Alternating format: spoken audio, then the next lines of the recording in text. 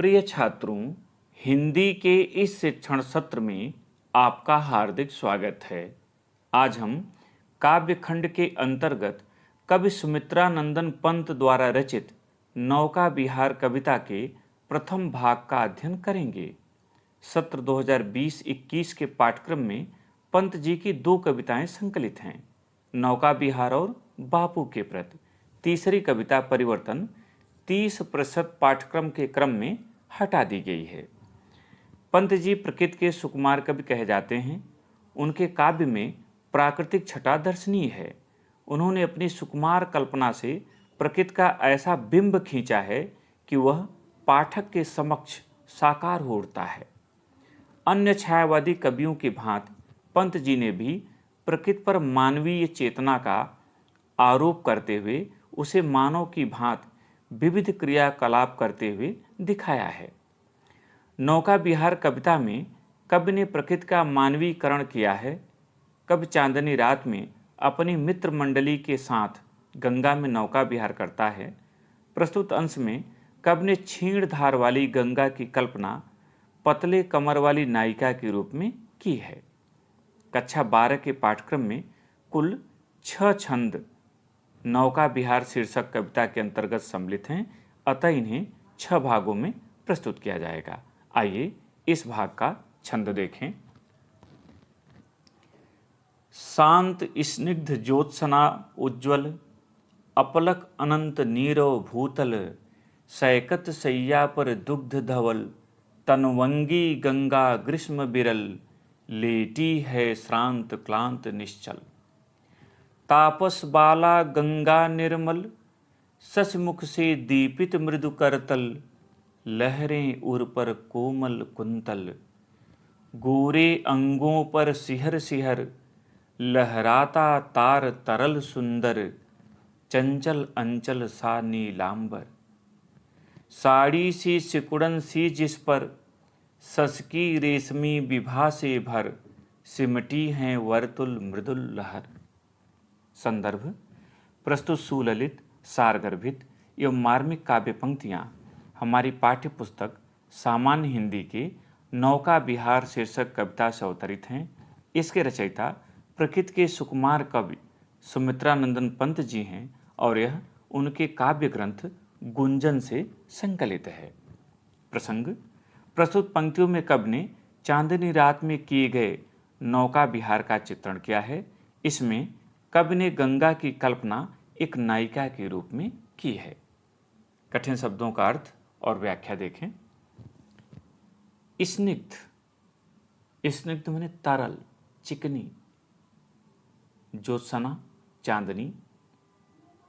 उज्जवल माने श्वेत। अपलक, अपलक माने एकटक, बिना पलक झपकाए। अनंत, अनंत माने आकाश जिसका अंत न हो। नीरव, शब्द रहित, निःशब्द, शांत। भूतल माने धरती, पृथ्वी। सैकत माने बालू। शैया, बिछावन, सेज। दुग्ध धवल, दूध जैसी श्वेत। तनवंगी,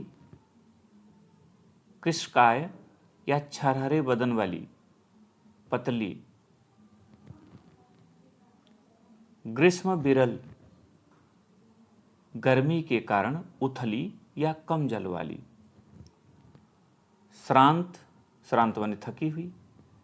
क्लांत, शिथिल, मुरझाई सी।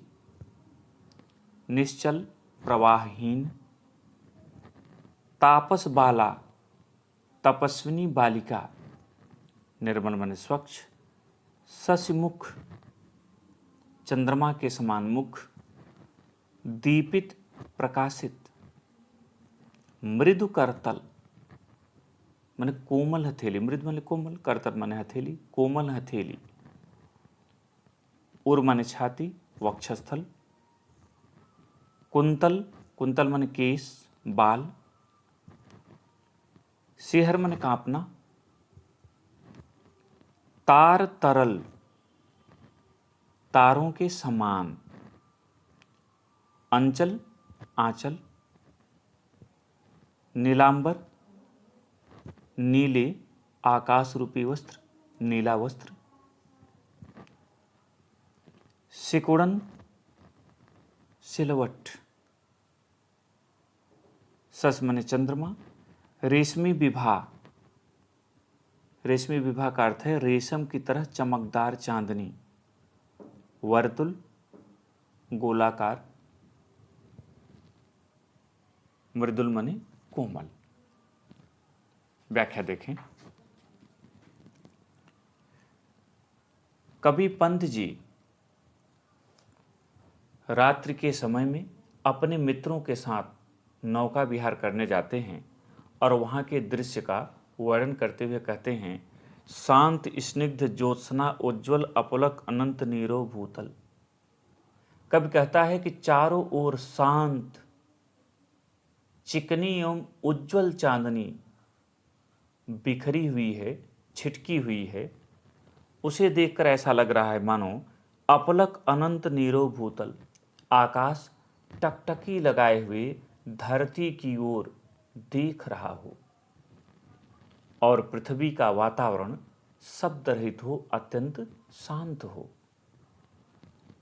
ऐसे मनोहर वातावरण में सैकत सैया पर दुग्ध धवल तनवंगी गंगा ग्रीष्म बिरल, क्षीण धार वाली गंगा, तनवंगी गंगा, पतले कमर वाली नायिका की यहाँ तुलना है कि क्षीण धार वाली गंगा बालू के बीच, सैकत सैया बालू के बीच मंद मंद बहती हुई ऐसी प्रतीत होती है जैसे छरहरे बदन वाली कोई सुंदर युवती दूध धवल, दूध जैसी श्वेत सैया पर ग्रीष्म बिरल, गर्मी से व्याकुल होकर थक कर मुरझाई एवं शांत लेटी हुई हो।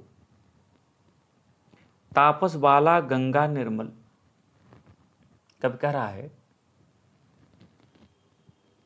कि गंगा एक तपस्विनी बालिका की तरह दिखाई दे रहे। तापस बाला गंगा निर्मल, सस मुख से दीपित मृदु करतल, लहरे उर पर कोमल कुंतल। गंगा के जल में चंद्रमा का बिंब दिखाई पड़ रहा है।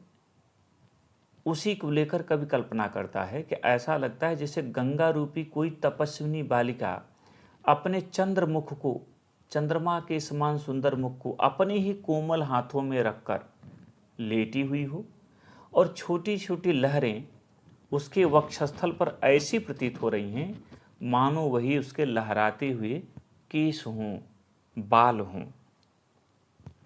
गोरे अंगों पर सिहर सिहर लहराता तार, तरल सुंदर। कब कह रहा है कि तारों भरे आकाश की चंचल परछाई गंगा के जल में पड़ रही है। वह ऐसी प्रतीत होती है कि जैसे सिहर सिहर लहराता तार, तरल सुंदर, चंचल अंचल साई नीलांबर, कि जैसे गंगा रूपी नायिका ने अपने गोरे अंगों पर, गौर वर्ण के शरीर पर नीले रंग के आकाश रूपी साड़ी को धारण कर रखा हो और बार बार उसके अंगों से स्पर्श करने के कारण उसका तारो जड़ा नीला आंचल लहरा रहा हो, फहरा रहा हो। साड़ी सी सिकुड़न सी जिस पर सस की रेशमी विभा से भर, सिमटी है वर्तुल मृदुल लहर। कभी कह रहा है कि उस आकाश रूपी नीले आंचल पर चंद्रमा की कोमल चांदनी पड़ रही है, उसे प्रकाशित कर रही है और बल खाती जो लहरें उठ रही हैं वे ऐसी प्रतीत होती हैं, अर्धवृत्ताकार जो लहरें उठती हैं, गोलाकार जो लहरें उठती हैं, वे ऐसी प्रतीत होती हैं कि मानो गंगा रूपी नायिका के लेटने के कारण उसकी रेशमी साड़ी पर सिलवटें पड़ गई हों। ध्यान रखिएगा कि जब नायिका के रूप में गंगा की तुलना कर दी गई तो नायिका की जो विशेषताएं हैं वो बतानी होंगी कि उसके बाल सुंदर होंगे, वह गौरवर्ण की होगी, उसका मुखमंडल चंद्रमा की तरह होगा, उसने परिधान कैसा पहन रखा है, परिधान कैसा लग रहा है। तो इन्हीं सारी विशेषताओं को यहाँ कवि ने समेटा है। इस पर काव्य सौंदर्य देखें। यहाँ कवि ने गंगा का मानवीकरण करके उसे तपस्विनी बाला के रूप में चित्रित किया गया है। इसमें रस श्रृंगार है, छंद ये स्वच्छंद है, अलंकार अनुप्रास, पुनरुक्त प्रकाश, उपमा, सांग रूपक और मानवीकरण, भाषा संस्कृत निष्ठ खड़ी बोली, शैली प्रतीकात्मक है, गुण माधुर्य है और शब्द शक्ति लक्षणा है। इस पर आधारित प्रश्न देखें। पहला प्रश्न, प्रस्तुत पद्यांश का शीर्षक तथा कवि का नाम लिखिए। उत्तर, प्रस्तुत पद्यांश का शीर्षक नौका विहार तथा कवि का नाम सुमित्रानंदन पंत है। दूसरा प्रश्न, रेखांकित अंश की व्याख्या कीजिए। और यहाँ रेखांकित अंश है, साड़ी की सिकुड़न सी जिस पर ससकी रेशमी विभा से भर, सिमटी है वर्तुल मृदुल लहर। उत्तर, प्रकृति के सुकुमार कवि पंत जी गंगा की कल्पना नायिका के रूप में करते हुए कहते हैं कि गंगा रूपी नायिका ने नीले आकाश रूपी साड़ी को धारण कर रखा है। उस आकाश रूपी नीले साड़ी के आंचल पर जब चंद्रमा की रेशम की तरह चमकदार चांदनी पड़ती है, तब छोटी छोटी बल खाती वृत्ताकार लहरें ऐसी प्रतीत होती हैं मानो गंगा रूपी नायिका के लेटने के कारण उसकी रेशमी साड़ी में सिलवटें पड़ गई हों। तीसरा प्रश्न देखें, प्रस्तुत पंक्तियों में किसका चित्रण किया गया है। उत्तर, प्रस्तुत पंक्तियों में कवि सुमित्रानंदन पंत जी द्वारा चांदनी रात में अपनी मित्र मंडली के साथ गंगा में किए गए नौका विहार का चित्रण किया गया है। चौथा प्रश्न, बालू के बीच बहती हुई गंगा का स्वरूप किस प्रकार का दिखलाई पड़ रहा है।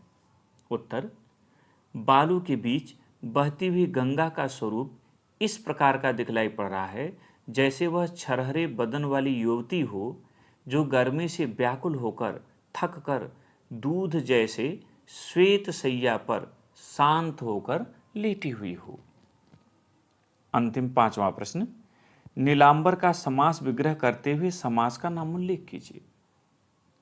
एक तरफ आप उत्तर में समासिक शब्द डालिए, दूसरी तरफ समास विग्रह और अंत में समास का नाम।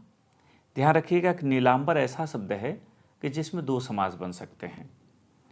अगर आप इसका विच्छेद करते हैं, नीला है अंबर जिसका वह अर्थात बलराम, तब तो ये बहुब्रीहि समास होगा। अगर आप नीला वस्त्र कर देते हैं, नीलम अंबरम यस्य सः, नीला वस्त्र है जिसका वह, तब तो बहुब्रीहि में जाएगा। और नीलम अंबरम कर देते हैं, नीला वस्त्र कर देते हैं, तो कर्मधारय हो जाएगा। तो जैसा आप विच्छेद करेंगे वैसा नाम लिखेंगे। नीलांबर आपने लिखा, नीला है अंबर जिसका वह अर्थात बलराम जी, अगर ऐसा आप लिखते हैं तो बहुब्रीहि समास लिखिएगा। और नीला वस्त्र अगर आप करते हैं तो कर्मधारय लिखिएगा। प्रिय छात्रों, मुझे उम्मीद है कि यह भाग आपको समझ में आ गया होगा। प्रश्नोत्तर को अपनी उत्तर पुस्तिका में लिखें और अभ्यास करें। बहुत बहुत धन्यवाद।